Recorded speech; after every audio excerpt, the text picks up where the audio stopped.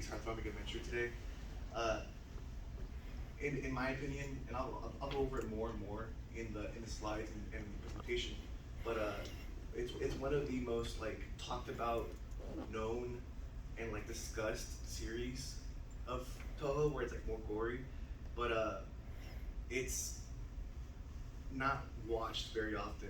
Not everyone has watched the whole thing, or some parts get under people's skin and they don't watch the whole thing. And Sorry. uh, for real. I'm gonna have some parts in the presentation that are more scripted, just because my thoughts are always scatterbrained. And those parts I really hope can like spark some discussion in like the end of it, so we can talk about it a little bit more. But for right now, I hope it's something that y'all can understand, and that I just love the series. Oh, and I have a stutter, so if you hear me stutter, it's you know, it's whatever. Uh, the girl herself. Some warnings. This panel's not 18 plus, but this is gonna cover some like darker themes of like horror. You could say psychological horror. You could say more gore, like some like abuse, stuff like that. And it's not something as lighthearted as maybe like even like Baby Rainu. You know what I mean? like Yeah. like that series. I think the series goes a step further to make you uncomfortable.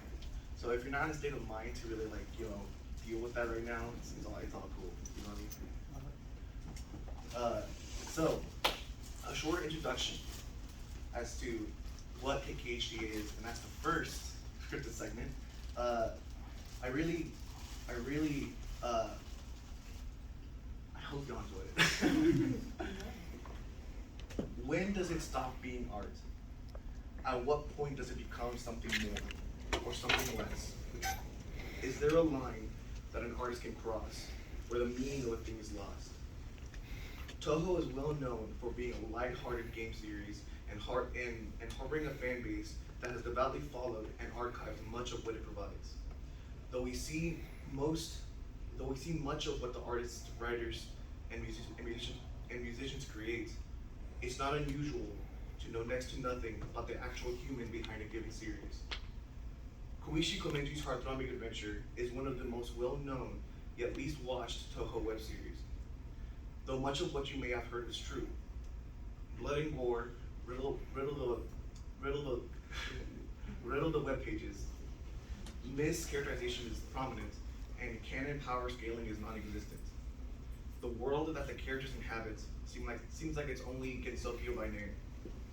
It is in this bizarre world that we find ourselves in.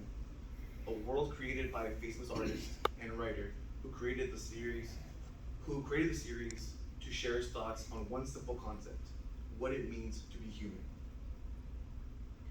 In this presentation, we will cover deeper themes of the series, including but not limited to empathy in stories, familial bonds, and telling stories based on existing franchises. We will discuss how KKHTA uses existing relationships and characters from Toho in a way that most find troubling.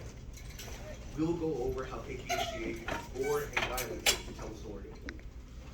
All I ask of you, the audience, is that you approach the following with an open mind. If you're familiar with the series, I hope I can shine some new light onto it to show you some things you might have missed, to show you how interpreting the media and fan projects can lead to new worldviews in life. If this is your first time hearing about Koichi Komeji's heartthrobbing adventure, I hope you understand that if spoilers ruin the story, then it wasn't a good story to begin with. Then it wouldn't be a story still being discussed after more than a decade. After the panel, with a deeper understanding of what you're getting into, I hope you give the web series a try and see why me and many others deemed it to be one of the most heart-throbbing adventures you will go on. So, with that, a very brief synopsis of the series. This is as good as it's gonna get. This is not even from the series, by the way. This is fan made. You know? The story in summary is gonna be really short. I'm more interested in talking about the themes and the characters of the story. The story itself, it is important, and it does have like stuff you can digest into it, but it's one of those things where it's more just like an overview as a vessel to discuss what's happening. So just a brief synopsis. This is a brief and non-comprehensive gist of KKHTA. Personally, the story, while of course being important, is not the main reason why you should watch it or care for the series. You aren't watching it to see if the Lunarians are going to win or lose. The main appeal should be the complex themes and emotional connections between the characters. And of course, to peer into the mind of a creator who wanted to tell a story that bleeds to the surface of what should have been a simple concept. I will keep things simple and not dissect the deeper meanings of the imagery or the story in the summary. There will be things that sound outlandish, and I might not cover them in the panel. After the panel, with a deeper understanding of the writer, of what the writer wanted to convey, I hope you will find something that I might have missed. The story is written and drawn by Touhoufest and uploaded on Nikotova in 2009. Billions of years ago, the moon and earth are people with third eyes that met and fell in love. They do the deed, which causes the Big Bang. Earth goes into a deep sleep and is invaded by closed eyes, which become life on Earth. Fast forward, Satori and Koichi have lost their vessels. They temporarily take the corpses of a dog and a cat, respectively. At first, Koichi enjoys seeing a budding romance between a man and a woman. After they are married and have a child, however, it falls apart.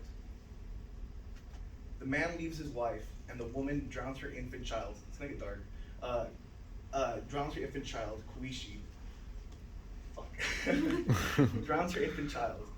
Koichi, traumatized by the event, takes the drowned child and her mother to be her next hosts.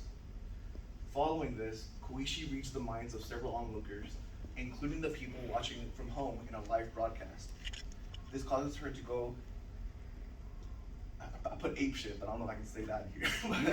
I think we're all adults. Who call her a freak, then she forcefully closes her third eye.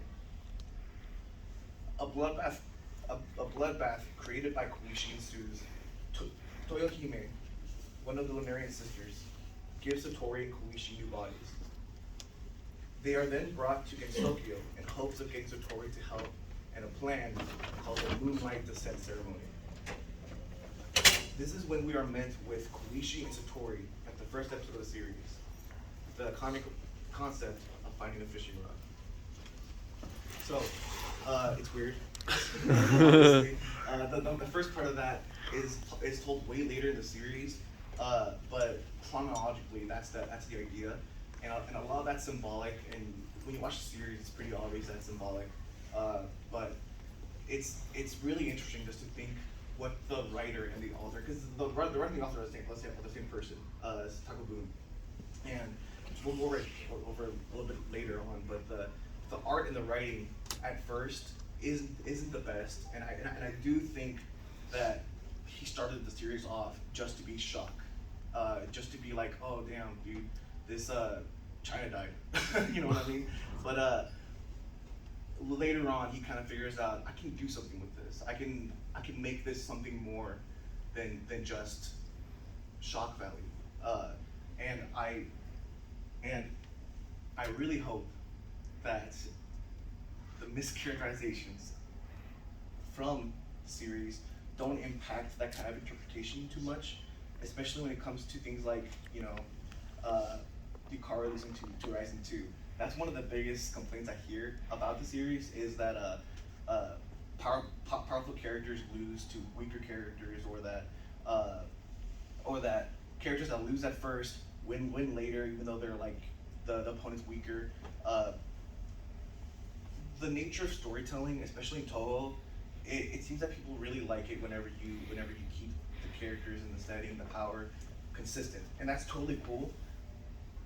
But to tell a story that does something new, that pushes the boundaries, that says something different, uh, it really takes a creative mind to kind of push that boundary. You know what I mean? Because I'm not gonna go into how Yukari dies, just because one of the moments it's like it's the art's a bit darker, and there's some stuff that happens in there. But Rising 2 should not, in every fucking scenario, should not be Yukari. But the author, when you watch it, it's gonna make a lot more sense. It's gonna make a lot more sense, and I promise you that those darker moments are in every single episode. like you will understand what a character is going through and how they lose and how they win by just looking at the art and how they're and what they're thinking. Toyohime being just like a force of nature, just tearing through everything, is one of my biggest complaints about the story too. Is she has a plan and she faces almost no setbacks to that plan, even when, like, spoilers, her sister dies. She still continues to plan, like nothing changes. It's just non-stop fucking powering through, and I do have like an explanation or like a theory as to why he wrote her that way, and I hope it'll make I hope it'll shine a bit more light into why he wrote her that way.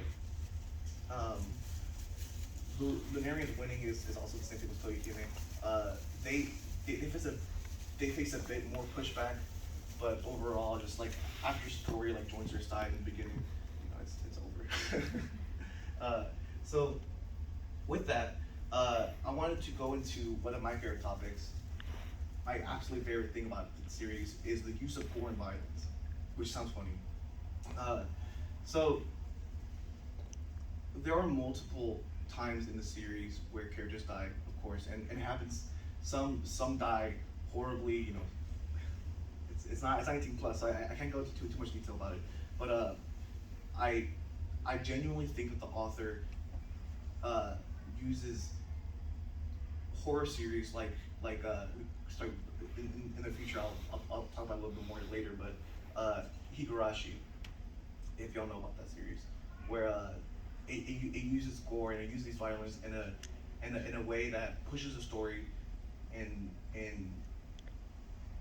that pushes the story for you to see more about the characters than just the dismembering and just the gore. So I have a little bit more writing here. I really hope that whenever we get to this part, whenever y'all get to this part of the series where shit really hits the fan, you can see past it and not just see the horror. Suwako's death comes not as a surprise. As the camera pans down onto her blank corpse, right there, we already know the outcome. The death of Suwako comes to us after seeing a series of important character deaths, some more gruesome than the others. But Suwako stands out as being the most somber. Her story finds us coming along with her and Kogasa. Through a series of events, Suwako seeks vengeance for Asane. The last time we see Suwako on her journey, it's alone. Though others in the series are murdered via beheading, dismembering, slicing, and many other gruesome deaths, we see Suwako taking her final resting place. No blood, no gore, her vengeance never finding its end. A being of faith run dry in a world where faith has no place in it. The use of gore amplifies this moment. The idea that others died in pools of blood, a death so somber, hits harder. The idea of Flandre being locked in her basement against her will is something most roll their eyes out these days. And that is definitely a discussion people can have regarding the Scarlet Sisters. Though KKHTA gives a glimpse at the ramifications of such a life. The idea of Flandre being locked away, not because she's dangerous, but because her sister, subconsciously or not, finds it hard to deal with her dangerous mannerisms. making Flandre feel like she has no one, like her mere existence is a burden on her sister. This all culminates in one of the first scenes that the creator clearly wanted us to think about. When Koichi ends the confrontation with Flandre and accuses her of being such a burden on her sister that she has to be locked up, Koichi takes a keepsake, dismembering one of Flandre's wings to use as a fishing rod. Whether or not you think the interpretation is overused or cliche is not the point. The writer is using this popular fan idea to parallel what happens next. A few episodes later, we are met with the battle between Koichi and Yukari. This ends as you would expect, with Koichi dismembered and humiliated. With Koichi staring blankly into a void of eyes, with tears running down her face. Moments before Yukari uses one of her portals to behead Koichi, she is told that there is no one coming for her. No one cares enough to save her. She is alone and as much of a burden to Satori as Flandre is to Vermilion. We can interpret these two different events as parallels. The fate of two different pairs of sisters ends much the same, with both dismembered in some way, a piece taken from them. We see that at the end of the confrontation between Flandre and Koichi, as Satori comes in and protects her sister. She takes responsibility for Koichi and even offers to take punishment in her stead. Koichi very clearly loves her sister, but without empathy, Koichi could not see this. She only sees what's objective. She sees Satori having to go out of her way to fix the issue that Koichi caused. She sees Flandre locked up, but doesn't see why. She doesn't see it as being the best for her or for others. She sees it as an act of hatred, an uncaring resolution from Vermilia. This we can see represented by the dismembering of Flandre's wing, a representation of freedom ripped away from her, just as freedom was ripped away and locked behind the basement door.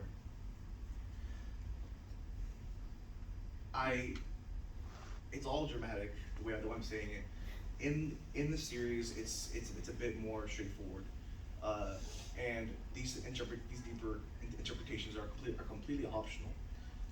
But I sincerely think that the author took inspiration from multiple sources, especially just like trying to dissect or go deeper into the whole interpretation of Vermilia, not hating Flandre, obviously, but just like thinking, oh, she's a bit too dangerous. So the last thing, the opening of Koichi's eye, blood, gore. I don't want anybody to be uncomfortable, you know. So, the very last episode of KKHTA has us peering into the conversation between Koichi and Yukari. We see Yukari angry, sad, defeated, and determined, a miasma of emotions in a single moment. Koichi sees Yukari and tries to have a conversation, but the lack of empathy and resonating emotions causes Yukari to act out. She yells at Koichi and even gets physical, attacking her friend, Mr. Hat. After discussing some of the plot details in one of the most emotional scenes of the series, Koichi suggests to Yukari to close her eye and heart as well, to not feel hope for the future. Yukari lambasts her, reminding her of what they left behind, of the friends they lost. The confrontation ends with Yukari exiting the room, crying, the feeling of longing still aching in her heart.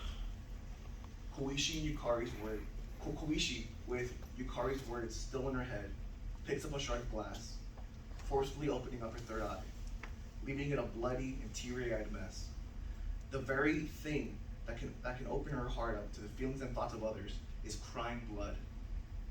A representation of the pain that comes with empathy and the pain of their current situation. There are multiple times in the series where blood is used to represent emotion. There's a part early on where and as I went over the whole dismembering idea Uh, there are some parts where dismembering doesn't mean anything, it's just shock value. But this dismembering, especially in Japanese storytelling, is often used symbolically as a way to show that you're taking away something from somebody. Whether it's an arm, if it's an arm, taking away the motor functions of a person. If it's legs, you know, the ability to transport. It's more obvious. It seems obvious now, but when you encounter a story where dismembering or blood and gore is used in that way, the author usually finds its footing in a more abstract sense, whether it's hidden behind like a comedy or a super dramatic, gory moment. It's really important to just go into the series and try to see what the author might have wanted to intend. So, what it means to be creative. I think the best thing about KKHTA is the idea that the author and the writer, the artist, all in one, decided to create a series to tell a story, to share his thoughts on I would say so many things, but in my opinion, it's more just what it means to be human, what it means to feel, what it means to help others, and the idea that we went from that, you know, these are both from the first episode. It's not well drawn, it's not good, and I personally think it's not trying to be good. It's trying to be like just like sketchy, you know, just getting done fast, and we went from this to this. This is from the last episode, and while it's not perfect, of course, it's beautiful. It's a beautiful testament to what dedication to art gets. The fact that the writer and the author chose to continue on with the story in such a way where he went from, you know, a little cheating on the bed to symbolically showing, this is at the end of the last episode, symbolically showing with fireworks in the background the lives that have been lost. In Japanese culture, and you know, all that, fireworks are often used as a metaphor for life, as it sparks up and it fades away just as fast as life does. And it's no coincidence that at the final episode, the pivotal moment has Koichi remembering a moment where she's enjoying fireworks with there's just her right now, but it's usually all of Tokyo. It's a representation of the lives they lost, and again, it leads to a big moment at the end. So there's the bloody eye and all that from the last episode too. But the feeling of loss and the feeling of empathy in the story is monumental. That, to me, it has so much. It borrows so much from like for visually, whether it's World War II with the ending with snow, or if it's like mechanical or liminal spaces with the backgrounds of the Yukari and Koichi battles. The series borrows a lot from a lot of things, but the feeling of loss, as we'll talk about later with Higurashi, it's one of the most heart-wrenching things that the story tries to make you feel, and it succeeds in that in one of the cruelest ways I've seen any story tackle empathy. So, the ending of KKHTA finds us, as previously said, in a room with Yukari and Koichi. We end the story with Koichi forcefully opening up her third eye with a piece of glass, a response to Yukari reminding Koichi about her life back in Tokyo, about her friends and memories, about her life that was taken from her. The last image of the series being Yukari crying, a moment of weakness. A series known for its gore and violence and fights all ends in a quiet room. All ends with not a bang, but a whimper. When Koichi opens up her third eye, it's near the end of the last episode. It's one of the last things we see, a girl opening up her heart to pain and emotions that she once closed her mind off to. The series ends with Gensokyo gone, Satori kept as a pet, Patchouli kept as a toy, Koichi more alone than she's ever been, and Yukari living with her failures. There is no redemption. There is no satisfying ending. The world of KKHTA has been forever changed, and hope has no place in it. The same way that Koichi has now opened up her third eye to the pain and reality of her world, so have we. At the end have also gained a third eye, just as Koichi will soon empathize with Yukari and feel the unbearable hopelessness that we feel with her. The knowledge that there will never be a part 19, 9 out of 9. There will never be an ending. The feeling of longing and the want to change has been set into your hearts and minds. People are to this day writing continuations and alternate endings to the story, desperately trying to find an ending where hope still lies in wait. I feel as if this defeats the purpose of the ending, the purposeful nothingness that it leaves you in, and the ending of and the feeling of longing that your heart will throb for. So I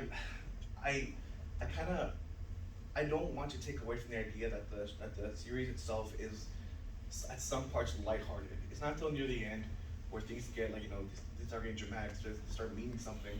But the beginning it's fun. It's a fun ride. It's silly. There's moments that are heartwarming in the first few episodes too. But I'm all dramatic right now. But the series is fun and it is enjoyable. It's silly. The art is endearing at first and later on becomes beautiful. So why do I keep bringing up Higurashi? Why do I keep looking deeper into something that maybe doesn't deserve it? I do have I do have a little hint.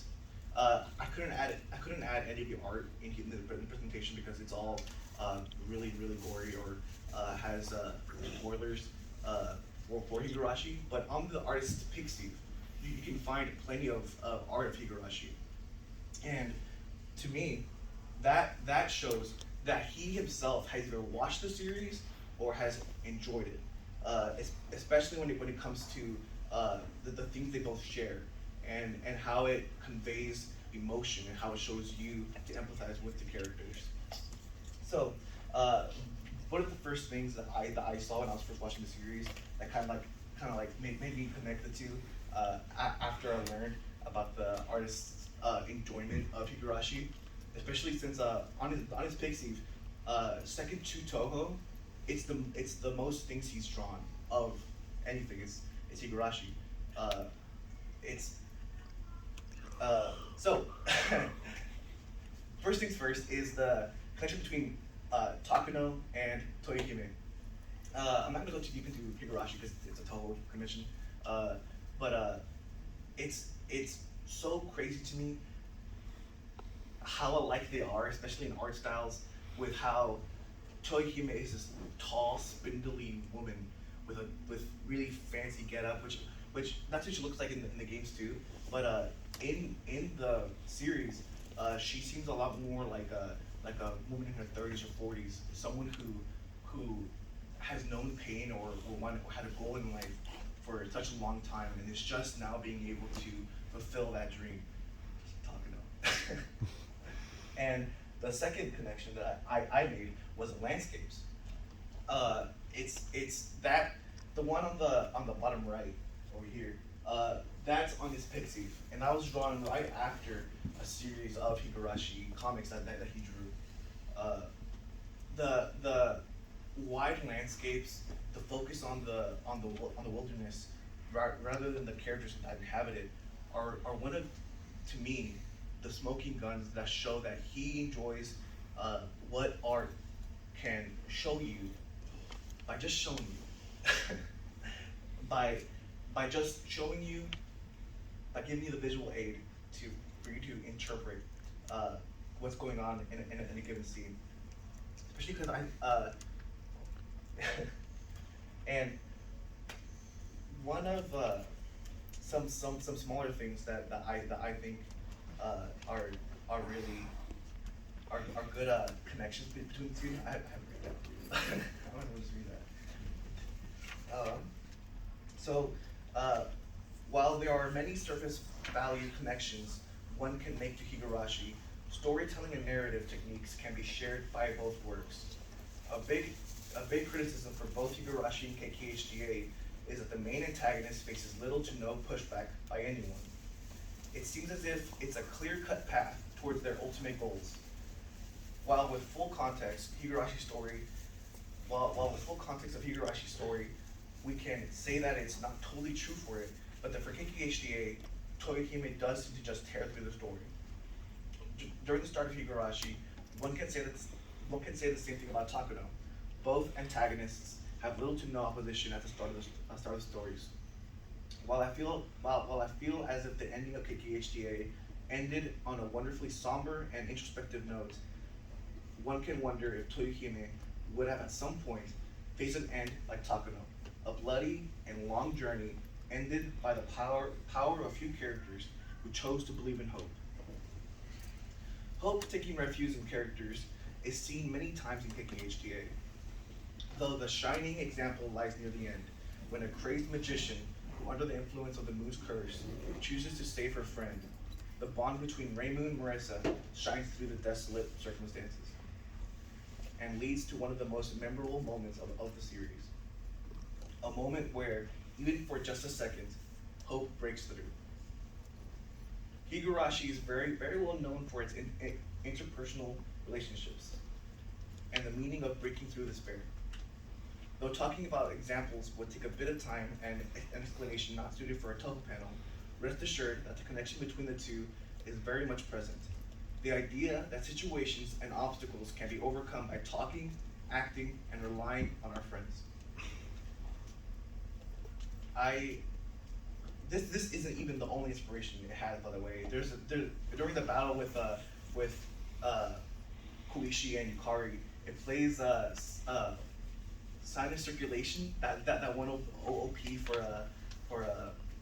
anime I don't watch, I forgot what it's called.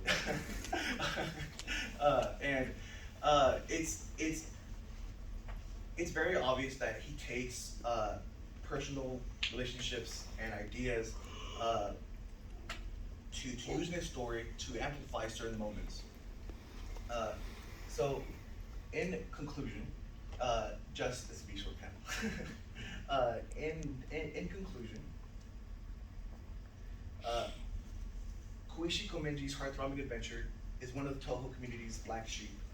Through a miasma of cheerful, colorful, and thought-out projects, it stands out as something different. Something wanting to tell an experimental story about what it means to be human, what it means to feel, what it means to want. Though the story never really finds its footing, and the art for most of the series being low quality, Sentoku Boon continued it, as a testament of what it means to be in the Touhou community as a creative mind, with little to no writing or artistic skills. He created a series many still talk about over a decade after its inception. It is my deepest hope that everyone who has already watched the series has come to find something new, that on your own rewatch, you can find points where the story resonates with you, that has been amplified into something more than just a gory Touhou creepypasta. And for those who have come without watching the series, I sincerely hope I have intrigued you enough to watch the series yourself, to experience the ups and lows of an artist who chose to push the bounds of what it means to be a Touhou project, to experience the same longing that many existing fans still throb for. Sure.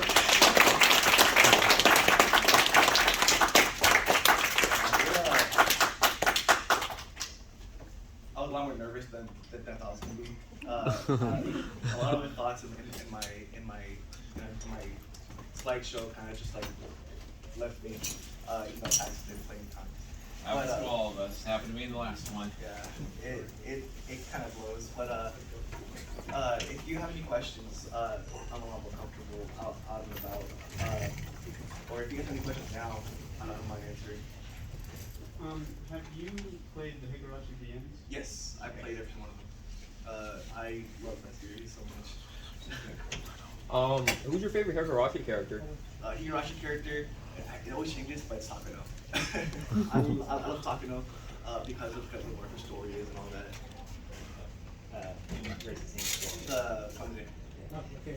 Yeah, I was gonna ask if you would recommend like watching Higurashi first before like. I would recommend reading it. It's like an 80-hour novel. Yeah. But it's totally worth it, dude. The anime will not do it justice. And a lot of the thoughts and opinions I have about KKHTA come from the novel. I watched the animes after I read the novel, and a lot of the deeper meaning are lost. Especially with Takano. And to me, Toyohime in KKHTA is like just Takano. like it's like so obvious to me, especially with how he drew her in that one panel I showed you, where she's like shaded down, all evil looking. That's Takano 101, baby. You know what I mean? The Moku. Oh, that's not Moku. Momenju. Yeah. What was your favorite part of the series of KKH? Oh, dude, I have so many. But for me, the #1 part is the OP.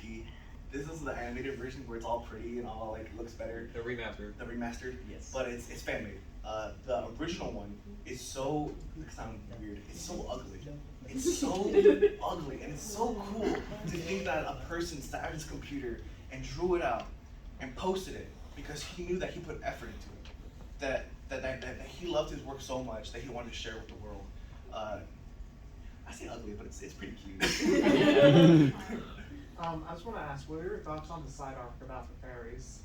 That's dude. I wanted to put a series of a point there. It's so fucking sick. It's so cool. The art of Cyrano, which is all crazy, like all that like monster shit. So cool. So cool. So what was your reaction to Lan and Shine Death? I didn't want to cover that just because it's like, to me, it's like it screams wanting shock value. To me, it's like one of the low points of the series. Honestly, it's like super not like it's like out of left field. You know what I mean? It's so weird. What part of the series got the most emotional impact out of you? The ending. The ending. Yeah, the ending. To me, it's like it's a representation of, again, empathy and writing. It's and I read Higurashi, and it's like to me one of the most one of the works of Toho that has made me feel the most, because it literally gives you a third eye. You know what I mean? And at the conclusion where the whole world gains a third eye, you gain one as well. It's so sick. It's so cool. What's your thoughts on? I know a lot of people, like you said, haven't seen the series, but a lot of people seem to attribute this Kyoshi to actual Koishi. So Yeah. Kind of like the whole plan is insane thing. Yeah, that's. Do you think that's done more damage for the character, or For sure. since most people see that Kyoshi not? Yeah, especially with like the fighting games where like they show Koichi with a knife, and like it's not that she's violent, it's just like, you know, it's a fighting game. Right. She take the that myth, but it does not help the stigma. It doesn't, and I think that Toho as a community has a bit of a problem where they interpret fanon as canon, and they use the fanon interpretations as like gospel, especially with like Flandre or like Ramilia or stuff like that. We should be a big example of that. Take it with a grain of salt. Take it with a grain of salt, for sure. The series itself stands on its own. It stands on its own as such a microcosm of what it means to be a Toho creator. It's just take it as that. How do you feel about how immortality was handled in the series? I think immortality is so, dude. Sorry, I talk very informally. With like the Cyrano with the fairy part, the whole idea of like being reborn and not remembering, we're just getting flashbacks of that. Higurashi, just getting flashbacks of like what happened before. That is such a cool idea, dude. That's so sick. Especially with the whole like eternal ice that Cyrano trapped. I forgot her name. Sapphire. Yeah, Sapphire. That's such a sad idea. That's so beautiful, dude. Oh, no. Well, considering the fourth wall breaking nature of the ending and the themes about shutting off one's emotions versus embracing one's emotions, do you think the shock value moments, I guess, are to hold a mirror up to the viewer and tell them like, oh, like to get through this horrifying scene, you have to shut off your emotions, so there's utility in it. So you think Yes, it dude. reflects the viewer? Yes. So like horror in general, especially these days, just in general, has a really bad stigma of people thinking that it's just gore for gore's sake. That's just violence because it sells tickets. When in reality, horror and like gore and violence is such a awesome mechanism to tell a story, especially with that, where it's like the whole ram and ran part, where I hate it because it's like it's just a bit too much. But for somebody who's more squeamish, which I've been playing people, but I got to that part and we're like, I can't watch this shit. It's too much. That's so cool to think that like at the end when Koishi's saying like I don't see why you can't just close your heart out. When at that moment when you were at that when you saw Ram and Rand explode, you yourself were like, I can't take this. I can't take this. I want it back. It's so cool. It's so cool. So for the last episode, why do you think Kitari ran away from Koichi after she opened her eyes? I think it's because she knew that she was right. She knew that Koichi, the easy route, even for humans, is to close your emotions, to just sink to yourself, and don't care about others. And that's a path to self-destruction. It's not something that anybody should go for as a resolution.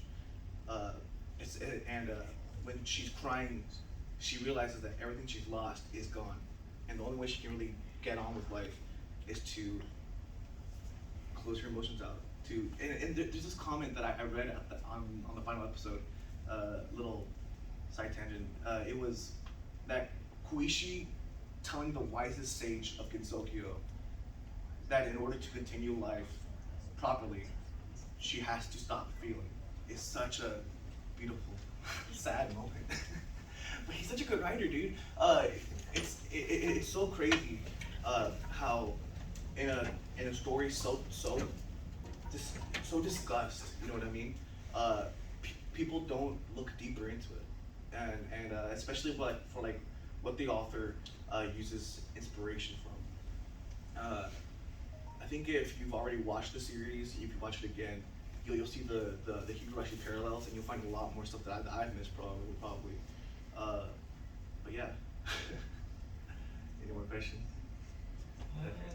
Does Sentaku Bune have any influence from Neon Genesis Evangelion? Because it has a very similar theme of like characters like shutting off their emotions, but then later learning like to be numb also closes you out from joy and hope. But others like, oh, you don't need joy and hope; it's an illusion. It's just a downhill slide. There's a just like that's cool, but also there's a part where there's a bunch of like big old mecha golden dudes duking it out with kaiju yokai. That sounds sick as fuck, so you should watch the series and see that. But the whole idea of like you are better off just like closing yourself off is I see a lot of Japanese works cover that because in Japan it's a big issue. Yes. And so I think yeah for sure, dude. I think that because he hasn't posted since like I think it's been like 6 years, something like that. He has not posted any new episodes, any new art. He's off the internet. He's done. I like to think that he kind of saw his art and was like, you know what, dude, I gotta go touch grass, dude. I gotta like do something with my life and not just sitting here and like feel my emotions. You know what I mean? But yeah, no, for sure, for sure. I can see that. All right, cool. Then peace be with you.